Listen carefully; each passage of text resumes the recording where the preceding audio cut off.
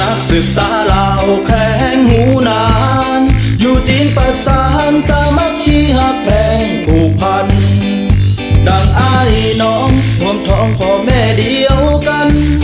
ทุกสุขแบ่งปันผูกพันดังหนึ่งดวงใจ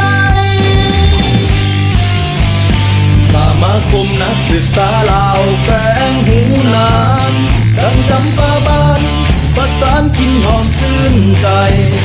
ความกิจกรรมเป็นหนึ่งด้วยความใจ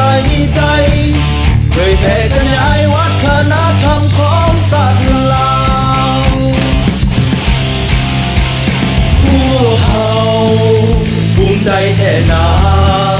อยู่แดนลึกซาเมาจะตุงผู้นำเก่งกล้าอุตสาหกรรมเมืองบันเทิงถูกเขางามตาหูนานสร้างสางามชนะแดนชีวิไลสมาคมนักศึกษาลาวแกงหูนานเพื่อสร้างบ้านเมืองเราให้ชีวิไลลูกหลานเรามันเพียรศึกษาด้วยใจพร้อมจะไปขับใจสร้างสาวสร้างลาว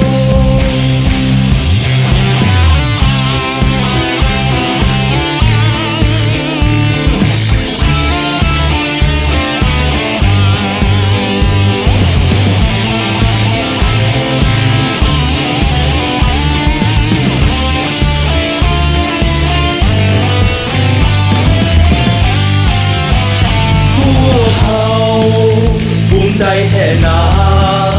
อยู่แดนลึกซาเมาจะตุงผู้นำเก่งกล้าอุตสาหกรรมเมืองบันเทิงถูกเขางามตา